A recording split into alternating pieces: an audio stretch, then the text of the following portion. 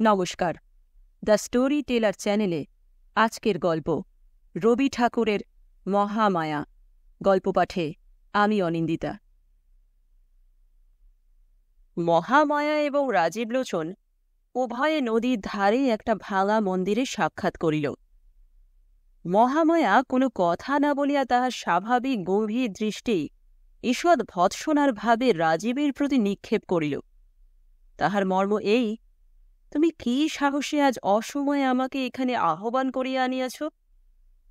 আমি এ পর্যন্ত তোমার সকল কথা শুনিয়া আসিতেছি বলিয়াই তোমার এতদূর স্পর্ধা বাড়িয়া উঠিয়াছে। রাজীব একই মহামায়াকে বরাবর ঈষৎ ভয় করিয়া চলে। তাহাতে এই দৃষ্টিপাতে তাহাকে ভারী বিচলিত করিয়া দিল। দুটো কথা গুছাইয়া বলিবে মনে করিয়াছিল, সে আশায় তৎক্ষণাৎ জলাঞ্জলি দিতে হইল। অথচ অবিলম্বে মিলনের একটা কোনো কিছু কারণ না দেখাইলেও চলে না। তাই দ্রুত বলিয়া ফেলিল, আমি প্রস্তাব করিতেছি, এখানে হইতে পালাইয়া গিয়া আমরা দুজনে বিবাহ করি। রাজীবের যে কথাটা বলিবার উদ্দেশ্য ছিল সে কথাটা ঠিক বলা হইল বটে, কিন্তু যে ভূমিকাটি মনে মনে স্থির করিয়া আসিয়াছিল তাহার কিছুই হইল না। কথাটা নিতান্ত নিরস নিরলঙ্কার, এমনকি অদ্ভুত শুনিতে হইল। নিজে বলিয়া নিজে থতমত খাইয়া গেল। আরও দুপাশটা কথা জুড়িয়া ওটাকে যে বেশ একটু নরম করিয়া আনিবে তাহার সামর্থ্য রহিল না। ভাঙা মন্দিরে নদীর ধারে এই মধ্যাহ্নকালে মহামায়াকে ডাকিয়া আনা নির্বোধ লোকটা শুধু কেবল বলিল, চলো আমরা বিবাহ করিগে। মহামায়া কুলিনের ঘরের কুমারী, বয়স 24 বৎসর। যেমন পরিপূর্ণ বয়স তেমনই পরিপূর্ণ সৌন্দর্য, যেন শরৎকালের রৌদ্রের মতো কাঁচা সোনার প্রতিমা। সেই রৌদ্রের মতোই দীপ্ত এবং নীরব, এবং তাহার দৃষ্টি দিবালোকের ন্যায় উন্মুক্ত এবং নির্ভীক। তাহার বাপ নাই, বড় ভাই আছেন। তাহার নাম ভবানীচরণ চট্টোপাধ্যায়। ভাই বোন প্রায় এক প্রকৃতির লোক। মুখে কথাটি নাই, কিন্তু এমনই একটা তেজ আছে যে দিবা দ্বীপ্রহরের মতো নিঃশব্দে দহন করে। লোকে ভবানীচরণকে অকারণে ভয় করিত। রাজীব লোকটি বিদেশী। এখানকার রেশমের কুঠির বড় সাহেব তাহাকে নিজের সঙ্গে লইয়া আসিয়াছে। রাজীবের বাপ এই সাহেবের কর্মচারী ছিলেন। তাহার মৃত্যু হইলে সাহেব তাহার অল্প বয়স্ক পুত্রের ভরণ পোষণের ভার নিজে লইয়া তাহাকে বাল্য অবস্থায় এই বামুনহাটির কুঠিতে লইয়া আসেন। বালকের সঙ্গে কেবল তাহা স্নেহশীলা পিসি ছিলেন। ইহারা ভবানীচরণের প্রতিবেশী রূপে বাস করিতেন। মহামায়া রাজীবের বাল্যসঙ্গিনী ছিল, এবং রাজীবের পিসির সহিত মহামায়ার সুদৃঢ় স্নেহবন্ধন ছিল।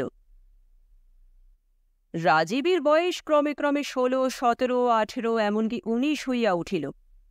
তথাপি পিসির বিস্তর অনুরোধ সত্ত্বেও সে বিবাহ করিতে চায় না। সাহেব বাঙালি ছেলের এরূপ অসামান্য সুবুদ্ধির পরিচয় পাইয়া ভারী খুশি হইলেন। মনে করিলেন ছেলেটি তাহাকেই আপনার জীবনের আদর্শস্থল করিয়াছে। সাহেব অবিবাহিত ছিলেন। ইতিমধ্যে পিসিরও মৃত্যু হইল। এদিকে সাধ্যাতীত ব্যয় ব্যতীত মহামায়ার জন্য অনুরূপ কুলসম্পন্ন পাত্র জোটে না। তাহারও কুমারী বয়স ক্রমে বাড়িতে লাগিল। পরিণয় বন্ধন যে দেবতার কার্য, তিনি যদিও এই নরনারী যুগলের প্রতি এ যাবৎ বিশেষ অমনোযোগ প্রদর্শন করিয়া আসিতেছেন, কিন্তু প্রণয় বন্ধনের ভার যাহার প্রতি তিনি এতদিন সময় নষ্ট করেন নাই। বৃদ্ধ প্রজাপতি যখন ঢুলিতেছিলেন, যুবক কন্দর্প তখন সম্পূর্ণ সজাগ অবস্থায় ছিলেন। ভগবান কন্দর্পের প্রভাব ভিন্ন লোকের ওপর ভিন্নভাবে প্রকাশিত হয়। রাজীব তাহার প্ররোচনায় 2-4টে মনের কথা বলিবার অবসর খুঁজিয়া বেড়ায়। মহামায়া তাহাকে সে অবসর দেয় না। তাহার নিস্তব্ধ গম্ভীর দৃষ্টি রাজীবের ব্যাকুল হৃদয়ে একটা ভীতির সঞ্চার করিয়া তোলে। আজ শতবার মাথার দিব্যি দিয়া রাজীব মহামায়াকেই ভাঙা মন্দিরে আনিতে কৃতকার্য হইয়াছে। তাই মনে করিয়াছিল যত কিছু বলিবার আছে সব আজ বলিয়া লইবে। তাহার পরে হয় আমরণ সুখ, নয় আজীবন মৃত্যু। জীবনের এমন একটা সংকটের দিনে রাজীব কেবল কহিল, চলো তবে বিবাহ করা যাক, এবং এর পরে থতমত খাইয়া চুপ করিয়া রহিল। রাজীব যে এরূপ প্রস্তাব করিবে মহামায়া যেন আশা করে নাই। অনেকক্ষণ তাই নীরব হইয়া রহিল। মধ্যাহ্নকালের অনেকগুলি অনির্দিষ্ট করুণ ধ্বনি আছে, সেইগুলি নিস্তব্ধতায় ফুটিয়া উঠিতে লাগিল। বাতাসে মন্দিরের অর্ধ সংলগ্ন ভাঙা কবাট এক একবার অত্যন্ত মৃদু মন্দ আত্মস্বর সহকারে ধীরে ধীরে খুলিতে এবং বন্ধ হইতে লাগিল। মন্দিরের গবাক্ষে বসিয়া পায়রা বকম বকম করিয়া ডাকে। বাহিরে শিমুল গাছের শাখায় বসিয়া কাঠঠোকরা একঘেয়ে ঠক ঠক শব্দ করে। শুষ্ক পত্ররাশির মধ্যে দিয়া গিরগিটি সরসর শব্দে ছুটিয়া যায়। হঠাৎ একটা উষ্ণ বাতাস মাঠের দিক হইতে আসিয়া সমস্ত গাছের পাতার মধ্যে ঝরঝর করিয়া ওঠে, এবং হঠাৎ নদীর জল জাগিয়া উঠিয়া ভাঙা ঘাটের সোপানের ওপর ছলাৎ ছলাৎ করিয়া আঘাত করিতে থাকে। এই সমস্ত আকস্মিক অলস শব্দের মধ্যে বহুদূর তরুতল হইতে একটি রাখালের বাঁশিতে মিঠু সুর বাজিতেছে।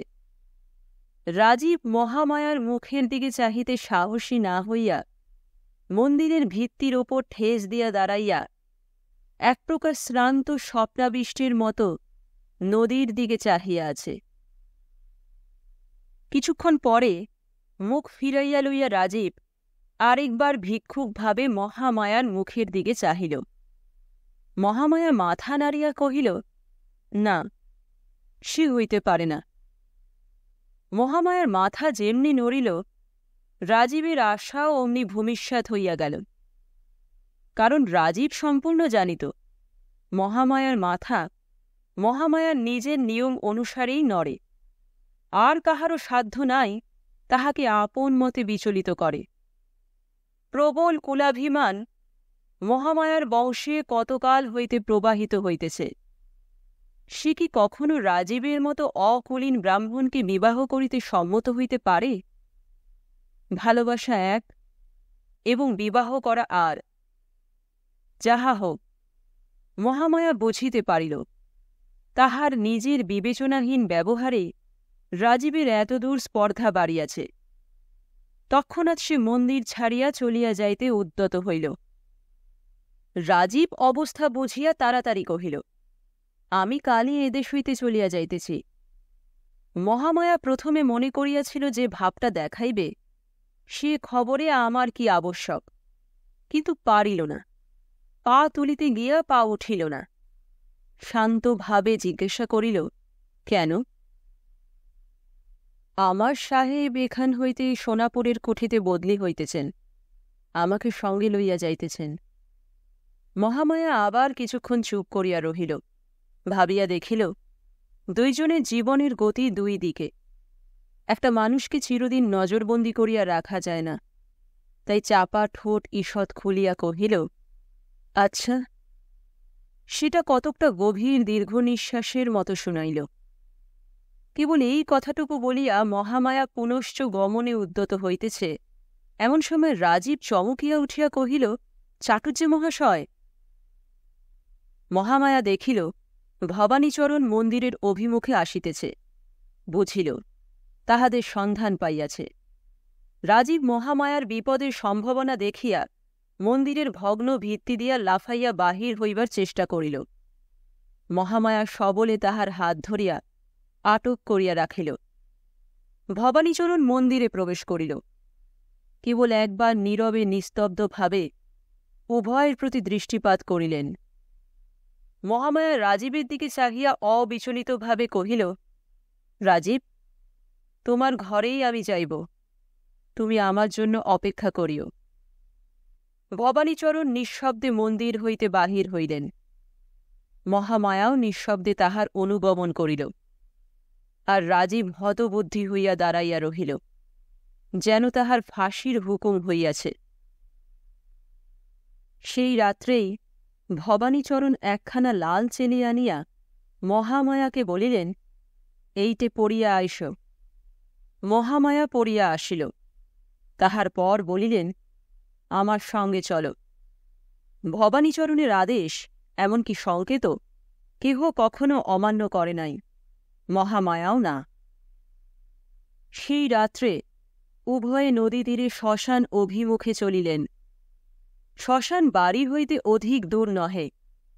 সেখানে গঙ্গাযাত্রীর ঘরে একটি বৃদ্ধ ব্রাহ্মণ মৃত্যুর জন্য প্রতীক্ষা করিতেছিল। তাহারই শয্যা পার্শ্বে উভয় গিয়া দাঁড়াইলেন। ঘরের এক কোণে পুরোহিত ব্রাহ্মণ উপস্থিত ছিল। ভবানীচরণ তাহাকে ইঙ্গিত করিলেন। সে অবিলম্বে শুভ অনুষ্ঠানের আয়োজন করিয়া লইয়া প্রস্তুত হইয়া দাঁড়াইল। মহামায়া বুঝিল, এই মুমূর্ষের সহিত তাহার বিবাহ। সে আপত্তির লেশমাত্রও প্রকাশ করিল না। দুইটি অদূরবর্তী চিতার আলোকে অন্ধকার প্রায় গৃহে মৃত্যু যন্ত্রণার আর্তধ্বনির সহিত অস্পষ্ট মন্ত্র উচ্চারণ মিশ্রিত করিয়া মহামায়ার বিবাহ হইয়া গেল। যেদিন বিবাহ, তাহার পরদিনই মহামায়া বিধবা হইল। এই দুর্ঘটনায় বিধবা অতিমাত্র শোক অনুভব করিল না, এবং রাজীব ও মহামায়ার অকস্মাৎ বিবাহ সংবাদে যেরূপ বজ্রাহত হইয়াছিল, বৈধর্ব সংবাদে সেইরূপ হইল না। এমনকি কিঞ্চিৎ প্রফুল্ল বোধ করিতে লাগিল। কিন্তু সে ভাব অধিকক্ষণ স্থায়ী হইল না। দ্বিতীয় আরেকটা বজ্রাঘাতে রাজীবকে একেবারে ভূপাতিত করিয়া ফেলিল। সে সংবাদ পাইল, শ্মশানে আজ ভারী ধুম, মহামায়া সহমৃতা হইতেছে। প্রথমেই সে ভাবিল, সাহেবকে সংবাদ দিয়া তাহার সাহায্যে এই নিদারুণ ব্যাপার বলপূর্বক রহিত করিবে। তাহার পরে মনে পড়িল, সাহেব আজই বদলি হইয়া সোনাপুরে রওনা হইয়াছে। রাজীবকেও সঙ্গে লইতে চাহিয়াছিল, কিন্তু রাজীব 1 মাসের ছুটি লইয়া থাকিয়া গেছে।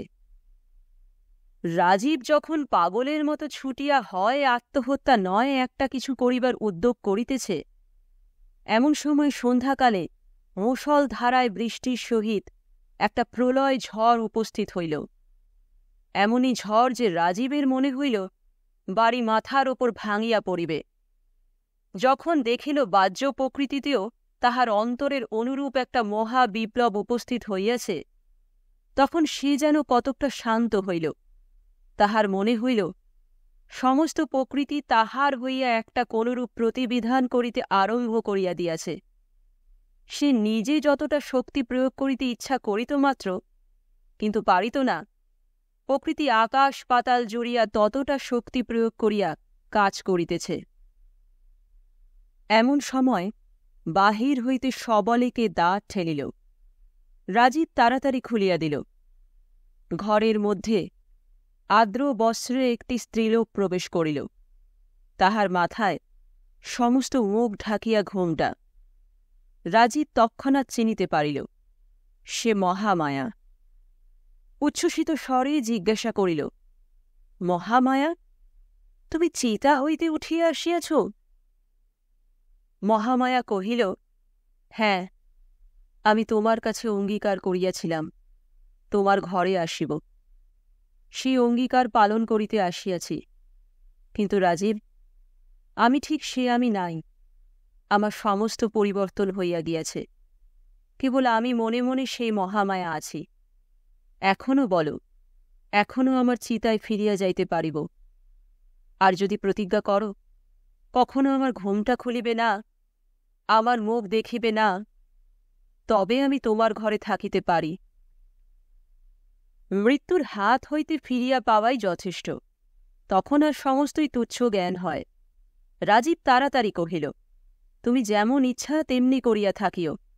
আমাকে ছাড়িয়া গেলে আর আমি বাঁচিব না। মহামায়া কহিল, তবে এখনই চলো। তোমার সাহেব যেখানে বদলি হইয়াছে সেইখানেই যাই।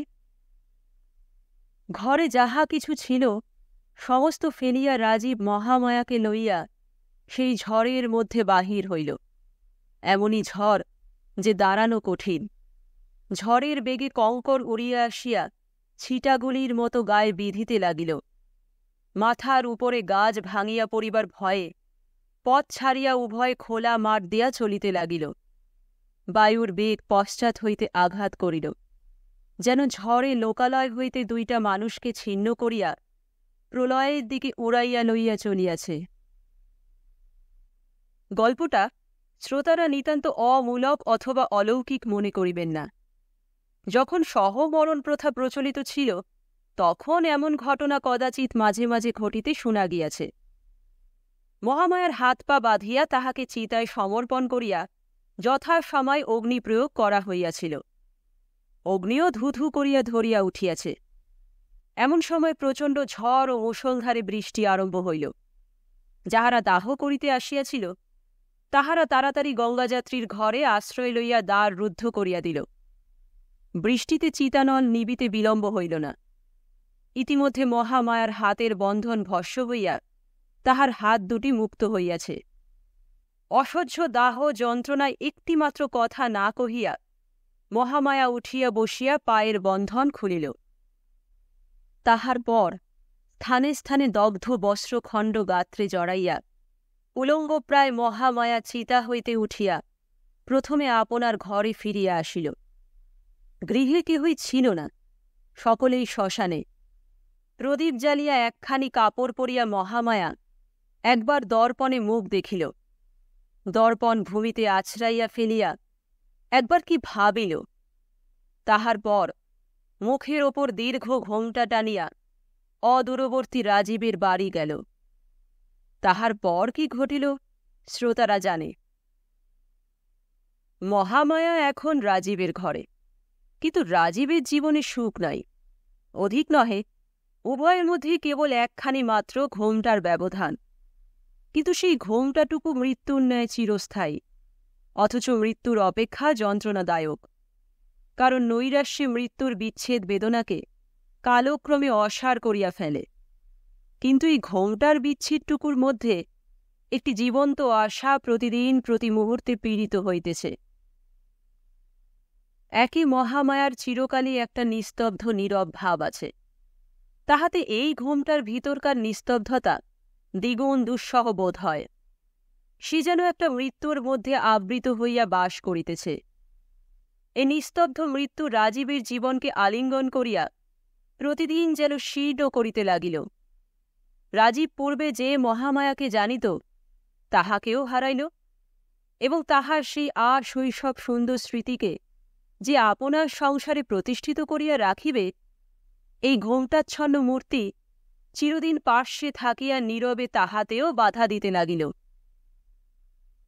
রাজীব ভাবিত, মানুষে মানুষে স্বভাবতই যথেষ্ট ব্যবধান আছে। বিশেষত মহামায়া পুরাণ বর্ণিত কর্ণের মতো সহজ কবচধারী। সে আপনার স্বভাবের চারিদিকে একটা আবরণ লইয়াই জন্মগ্রহণ করিয়াছে।